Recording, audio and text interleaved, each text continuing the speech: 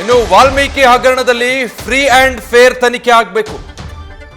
ಅಧಿಕಾರಿಗಳು ಇಲ್ಲಿ ದುರುಪಯೋಗ ಮಾಡಿಕೊಂಡಿರೋದು ನಿಜ.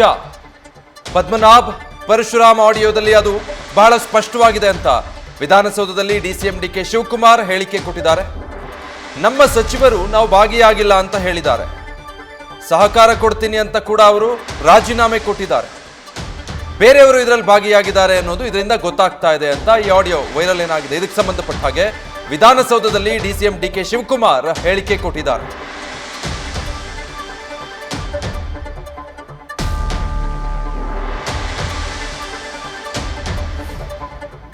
ನಾವು ಫ್ರೀ ಆ್ಯಂಡ್ ಫೇರ್ ಇನ್ವೆಸ್ಟಿಗೇಷನ್ ಆಗಬೇಕು ಅಂತೇಳಿ ಮಿಸ್ಯೂಸ್ ಆಗಿರೋದು, ಅಧಿಕಾರಿಗಳು ದುರುಪಯೋಗ ಮಾಡ್ಕೊಳ್ಳೋದು ನಿಜ.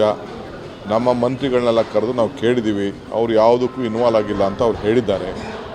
ಫ್ರೀ ಆ್ಯಂಡ್ ಫೇರ್ ಇನ್ವೆಸ್ಟಿಗೇಷನ್, ನಾವು ಅದಕ್ಕೆ ಮಂತ್ರಿಯಾಗಿ ಅವ್ನ ಇನ್ವೆಸ್ಟಿಗೇಷನ್ ಕಳಿಸೋದು ಸರಿ ಇಲ್ಲ ಅಂತೇಳಿ ರೆಸಿಗ್ನೇಷನ್ನ ಅವರೇ ವಾಲಂಟಿಯರಾಗಿ ಕೊಟ್ಟಿದ್ದಾರೆ. ನಾನು ಇದಕ್ಕೆ ಸಹಕಾರ ಕೊಡ್ತೀನಿ ಅಂತೇಳಿ. ಸೊ ಈಗ ನೋಟಿಸು ಅವ್ರಿಗೆ ಕೊಟ್ಟಿದ್ದಾರೆ ಅಂಥೇಳಿ ನಾನು ಮಾಧ್ಯಮದಲ್ಲಿ ಓದಿದ್ದೀನಿ. ನಾನು ಅದಕ್ಕೆ ಇಂಟರ್ಫಿಯರ್ ಆಗಿ ಹೋಗಿಲ್ಲ. ಸೊ ಅವ್ರು ಹೋಗಿ ಏನು ಬೇಕಾದ್ರೆ ಇನ್ವೆಸ್ಟಿಗೇಷನ್ ಮಾಡಲಿ.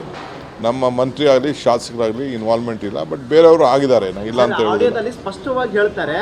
ಹಗರಣದ ವಿಚಾರ ಅಧ್ಯಕ್ಷರಿಗೆ ಹೇಳೋಣ ಅಂತ ಪರಶುರಾಮ್ ಹೇಳ್ತಾರೆ.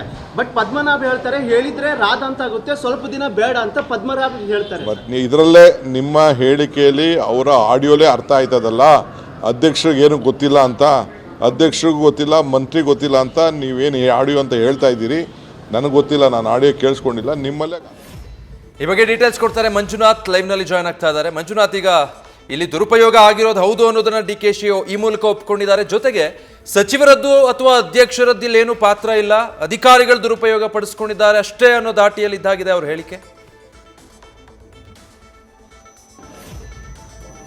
ಖಂಡಿತ ವಿಜಯ್, ವಾಲ್ಮೀಕಿ ಏನು ನಿಗಮದಲ್ಲಿ ಒಂದು ಹಗರಣ ನಡೆದಿತ್ತು. ಈ ಒಂದು ಹಗರಣ ರಾಜ್ಯ ಸರ್ಕಾರದ ಮೊದಲ ವಿಕೆಟ್ ಪತನ ಆಗಿತ್ತು. ಅದರಲ್ಲೂ ಕೂಡ ಸಚಿವ ನಾಗೇಂದ್ರ ಈ ಒಂದು ಹಗರಣದ ನೈತಿಕ ಹೊಣೆ ಹೊತ್ತು ತಮ್ಮ ಸಚಿವ ಸ್ಥಾನಕ್ಕೆ ರಾಜೀನಾಮೆಯನ್ನು ಕೊಟ್ಟಿದ್ರು. ಆದರೆ ಈ ಒಂದು ಏನು ಆಡಿಯೋ ಬಿಡುಗಡೆ, ಇದರಲ್ಲಿ ಎಲ್ಲೋ ಒಂದು ಕಡೆ ನಿಗಮದ ಅಧ್ಯಕ್ಷರು ಮತ್ತು ಸಚಿವರಿಗೆ ಗೊತ್ತಿಲ್ಲ ಅನ್ನೋ ಒಂದು ಮಾಹಿತಿ ಈಗ ಲಭ್ಯ ಆಗಿರುವಂಥದ್ದು. ಹೀಗಾಗಿ ಈ ಒಂದು ವಿಚಾರಕ್ಕೆ ಸಂಬಂಧಪಟ್ಟಂತೆ ಡಿ ಕೆ ಶಿವಕುಮಾರ್ ಅವರು ತಮ್ಮ ಹೇಳಿಕೆಯನ್ನು ಕೊಡುವ ಸಂದರ್ಭದಲ್ಲಿ ಸ್ಪಷ್ಟವಾಗಿ ಹೇಳಿರುವಂಥದ್ದು, ನಾವು ಈ ಒಂದು ಪ್ರಕರಣ ಏನಿದೆ, ಈ ಒಂದು ಹಗರಣ ಒಂದು ಪಾರದರ್ಶಕವಾಗಿ ಒಂದು ತನಿಖೆ ಆಗಬೇಕು, ಸತ್ಯ ಹೊರಗಡೆ ಬರಬೇಕು. ಯಾರು ಅಧಿಕಾರಿಗಳು ಎಲ್ಲೋ ಒಂದು ಕಡೆ ಇದರಲ್ಲಿ ತಪ್ಪನ್ನು ಮಾಡಿದ್ದಾರೆ ಅವ್ರಿಗೆ ಶಿಕ್ಷೆ ಆಗಬೇಕು. ಜೊತೆಗೆ ನಾವು ಸಚಿವ ನಾಗೇಂದ್ರ ಅವರ ರಾಜೀನಾಮೆಯನ್ನು ಕೂಡ ತೆಗೆದುಕೊಂಡಿದ್ದೇವೆ. ಯಾಕಂದರೆ ಸಚಿವರಾಗಿ SIT ಅಥವಾ ಇನ್ವೆಸ್ಟಿಗೇಷನ್ಗೆ ಹೋದರೆ ಅದು ಸರ್ಕಾರಕ್ಕೆ ಮುಜುಗರ ಆಗುತ್ತೆ.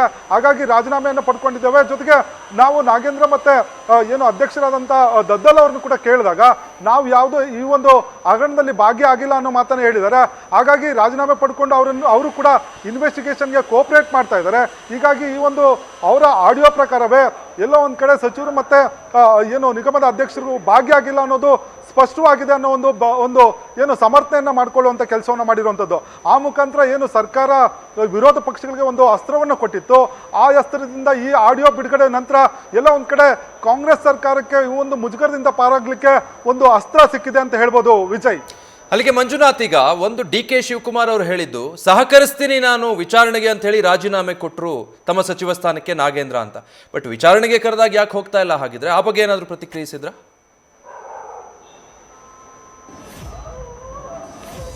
ವಿಜಯ್, SIT ಪೊಲೀಸರು ಅಂದರೆ ಈ ಒಂದು ಪ್ರಕರಣದ ತನಿಖೆ ನಡೆಸಿರುವಂಥ ಪೊಲೀಸರು ಈಗಾಗಲೇ ಮಾಜಿ ಸಚಿವ ನಾಗೇಂದ್ರ ಅವರಿಗೆ ನೋಟಿಸನ್ನು ಕೊಟ್ಟಿದ್ದಾರೆ ಅನ್ನೋ ಒಂದು ಮಾಹಿತಿ ಈಗ ಲಭ್ಯ ಆಗಿರುವಂಥದ್ದು. ಆದರೆ ಸ್ವತಃ ಇದನ್ನ ಡಿ ಕೆ ಶಿವಕುಮಾರ್ ಅವರು ಕೂಡ ಒಪ್ಕೊಂಡಿದ್ದಾರೆ.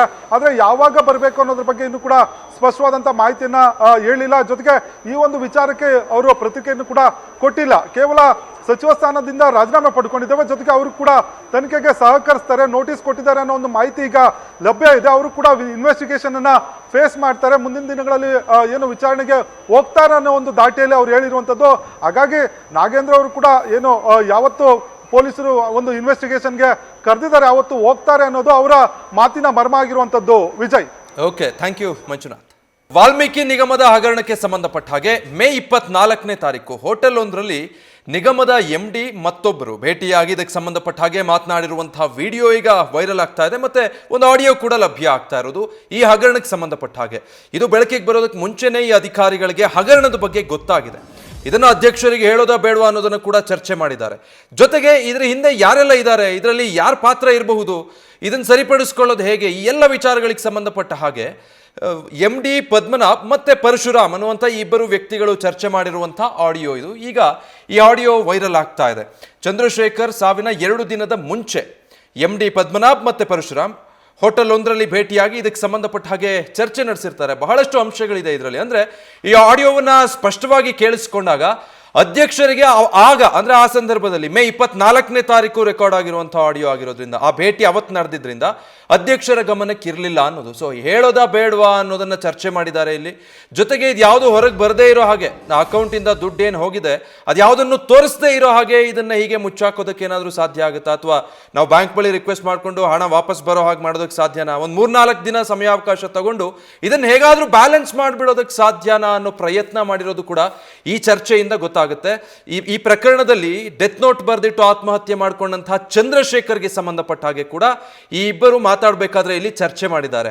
ಚಂದ್ರಶೇಖರ್ ಎಲ್ಲದರ ಸ್ಟೇಟ್ಮೆಂಟ್ ತರಿಸ್ತಾರೆ, ಅಂದ್ರೆ ಬ್ಯಾಂಕ್ ವ್ಯವಹಾರಗಳಿಗೆ ಸಂಬಂಧಪಟ್ಟ ಹಾಗೆ ಏನೇನೆಲ್ಲ ಟ್ರಾನ್ಸಾಕ್ಷನ್ಗಳಾಗಿದೆ ಅನ್ನೋದು ಇಲಾಖೆಯಲ್ಲಿ. ಆದರೆ ಇದಕ್ಕೆ ಸಂಬಂಧಪಟ್ಟ ಹಾಗೆ ಯಾಕೆ ಯಾವುದೇ ದಾಖಲೆಗಳಾಗಲಿ ಟ್ರಾನ್ಸಾಕ್ಷನ್ ಆಗಲಿ ಇಲ್ಲ. ಹಾಗಿದ್ರೆ ಇದರಲ್ಲಿ ಚಂದ್ರಶೇಖರ್ ಪಾತ್ರ ಕೂಡ ಇದೆಯಾ, ಅಥವಾ ನೆಗ್ಲಿಜೆನ್ಸಿನ, ಇದರ ಹಿಂದೆ ಯಾರೆಲ್ಲ ಇದ್ದಾರೆ ಅನ್ನೋ ಈ ವಿಚಾರಗಳಿಗೆ ಸಂಬಂಧಪಟ್ಟ ಹಾಗೆ ಮಾತಾಡಿರುವಂಥ ಆಡಿಯೋ ಇದು. ಇದಕ್ಕೆ ಸಂಬಂಧಪಟ್ಟ ಹಾಗೆ DCM DK ಶಿವಕುಮಾರ್ ಕೂಡ ರಿಯಾಕ್ಟ್ ಮಾಡ್ತಾ ಇದ್ರು. ಅವರು ಒಂದು ಸಚಿವ ಸ್ಥಾನದಲ್ಲಿದ್ದಂತಹ B ನಾಗೇಂದ್ರರ ಇನ್ವಾಲ್ವ್ಮೆಂಟ್ ಇದರಲ್ಲಿ ಇಲ್ಲ ಅನ್ನೋ ಅರ್ಥದಲ್ಲಿ ಹೇಳಿದ್ರು. ನ್ಯೂಸ್ ಫಸ್ಟ್ ನಿರ್ಭೀತಿಯಿಂದ ನಿಮ್ಮ ಪರವಾಗಿ.